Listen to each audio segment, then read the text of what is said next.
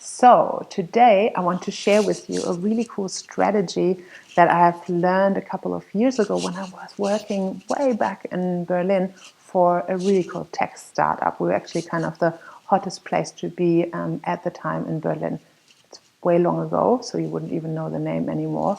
But anyway, and it applies to the journey of deciding whether you are keeping going on a path or whether you are going to give it up. So when you're trying out something new, or you have even pursued a certain career, a certain relationship, a certain path in your life for quite a while, you might find that you're sometimes questioning whether you should keep going, especially when the going gets tough, or whether it's time to abandon that path and go down a different route. And you've probably had this before in your life, that you just get hung up in that decision-making process and you're not quite sure, should I stay or should I go?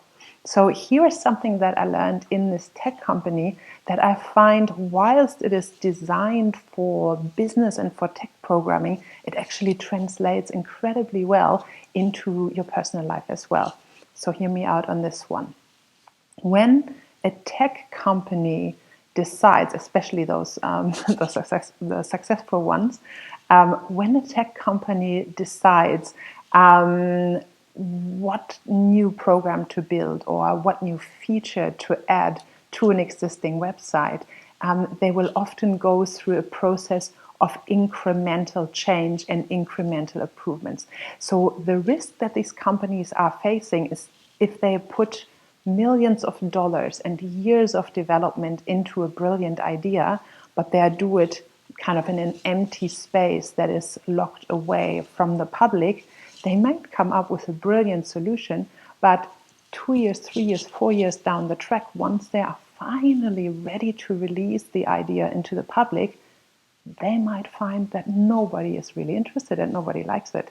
So what these companies are doing is a process of constant learning and evolution, and it's very feedback based. So this is where this is going to be interesting for you if you have to make this decision, should I stay or should I go? So what they do first is they have an idea and they build what we call a minimum viable product. This is being done, by the way, not only in tech companies, but across the board. A lot of different successful entrepreneurs apply the same strategy. So they have a minimum viable product, a kind of basic idea with a basic functionality. And the whole process of then further developing the idea is based on honest curiosity and the humility to take feedback. And this is what you can apply in your life. So once the minimum viable product has been designed, they will ship it out and put it in front of a sample of people. So they will have their testers, and that's the actual public. The public will see it, and some of them will respond enthusiastically and love it. And some others will abandon it and go like, oh, this is stupid, I don't like it. What the tech company will do is they will ask questions and weave in the feedback and ask the customers, what do you like, what don't you like, and watch what people are naturally using and what they are taking too easily versus what they are abandoning. With that feedback in mind, now the programmers have to be humble enough to listen to the feedback and not go with their initial, this is the way how we wanted to do it, but be curious and see what comes back to them, and then continue on to develop the next phase of that minimum viable product. This is where you see the 2.0s in or 3.0 or 12.1 or something. When you look at tech products, you will often see that, like Microsoft, for example, has these different iterations. So the next version of the product is being made, and it is then shipped out again, and a different bunch of people is going to try it out and is going to give feedback again. So it's a constant process of developing based on feedback, based on what works, based on what people are responding to and how they are liking it. So then it becomes a very living, very alive product that is developed to the use and to the interest of people, rather than just based on some random idea of some random guy somewhere in an office. And so It evolves and develops in stages over time. How does that apply to your life? I don't know what you are like, but I know that sometimes I get very attached to my ideas. I had a concept in my mind of how things were going to work out, how I wanted a certain job to be, how I wanted a certain project to develop, and I can get all hung up and stressed about it when things don't play out the way that I want. So with the technique of thinking about life and about projects in stages and iterations rather than in one big step and right or wrong, does or doesn't work, it allows me to draw back from this initial attachment and think about what is it that needs to come next? What's the next little step that I can take? And then feel into the situation. Does it work for me? Does it not work for me? If so, where do I need to slightly adjust, slightly change? In tech speak, that's called to pivot.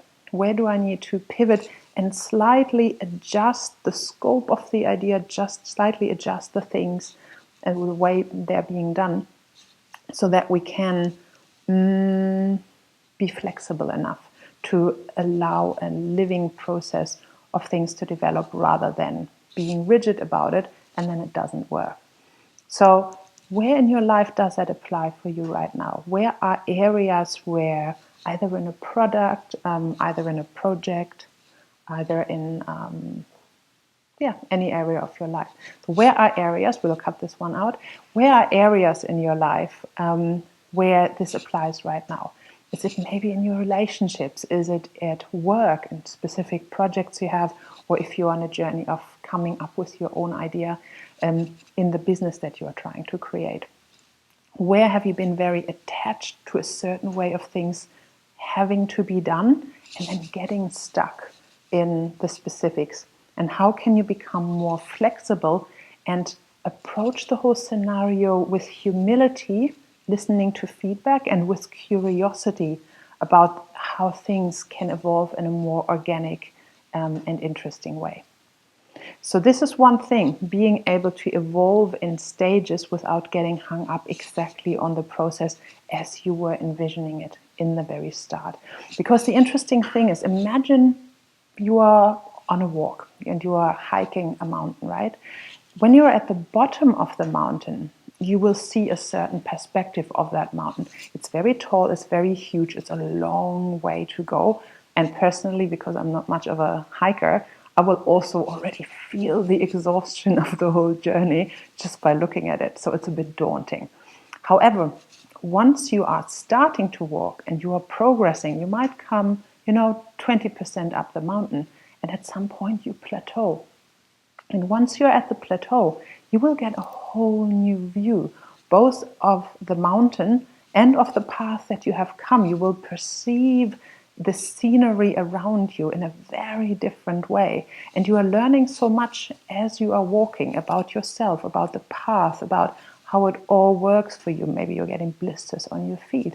Who knows? But you are learning and you are evolving as you are doing the thing, rather than standing at the very bottom of the mountain and being scared and being, put off by the journey as a whole. So you need to start walking, you need to start developing, and you need to start learning across the journey what you can do, what works for you, what doesn't work for you, maybe also who to take with you. And then as you have come up those 20% the mountain, you can sit, you can relax, you can rest, and you can take in the whole experience and think about what more do you need. Gain that new perspective. Also appreciate in yourself the journey that you've taken so far and how far you've come, and that there might be a strength in you that you hadn't even realized you have. And then you can continue on the journey. And again, small incremental steps until you can plateau again. And with all these different steps, you're going to learn different things about yourself. So make sure that you don't only appreciate the mountain, the project, the change, the growth for the outcome and for the result that it gives you, but also the journey that you are taking. And again, who you are able to become during that journey. What qualities you gain, what trust in yourself you suddenly have. Knowing that you have been able to do certain things provides you reference points for the future that you can look back at and realize that you had something in you that you never knew you had. So there is also your perspective on taking developmental journeys and taking step by step rather than having to see it all and know it all right from the get-go. So back to our tech example, right? I'm telling you, start little, start with a minimum viable idea, and then flesh it out as you go with a strong reliance on feedback, rather than you thinking you need to know it all by yourself. Then what do you do when decide whether to abandon a path or not?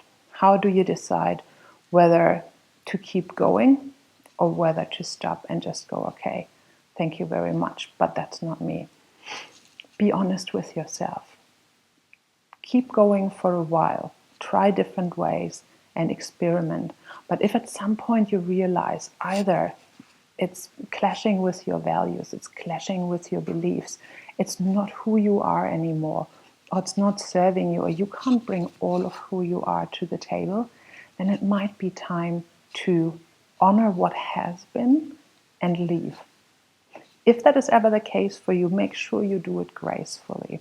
Unfortunately, there's a lot of people out there who will abandon a journey and do it in anger, do it in sadness, do it in frustration. The perspective you can shift there is the one on what this whole journey was about. Is it really just having had an idea and it hasn't come to fruition, having had a job that hasn't quite worked for you, or a career that you had to abandon? Maybe not. What if it was a learning journey? What if the whole process was you becoming something, learning something, and also in quite a valuable way discovering something that you are not? Maybe you have gained a couple of qualities you never thought you had across the way. But maybe it's perfectly fine to at some point acknowledge that this is not all of who you are, this doesn't fully serve you, or you can't serve the project, the people who are involved with your fullest capacity. And then it's often important to take back your power and make a clear decision. Like I had to do this with certain projects I walked away from. Do it gracefully, support and serve as much as you can, hand over everything like perfectly. If it's a breakup of a marriage, be the kind of person that you wish the other person was to you. Don't leave in anger, don't leave in big dramatic blow-ups. If you have kids, don't involve the kids with any nastiness or fighting. Be the person that if in 10 years' time somebody was writing a book about you, you'd be proud of the story that they are telling. That's what I always told myself during the time of my divorce. If I was ever to write a biography, what kind of person do I wish I had been? And then as much as I can, how can I show up as that person right now? So gracefully as much as possible. So here is the steps. Find what it is that you want to do. Develop the idea bit by bit by bit. See if it works for you. Go by the feedback. Trust your gut, but also trust the feedback of other people. Develop it on. If you find it works, keep going. Keep it growing. Be happy with it. And if you find it's not quite you, then at some point decide to either pivot and change the idea until it does match, or abandon when the time is right. However, I hope you have a great time trying things out, and I hope this was valuable for you. If it was, click the subscribe and click the bell to get notifications, and we'll see you in the next video.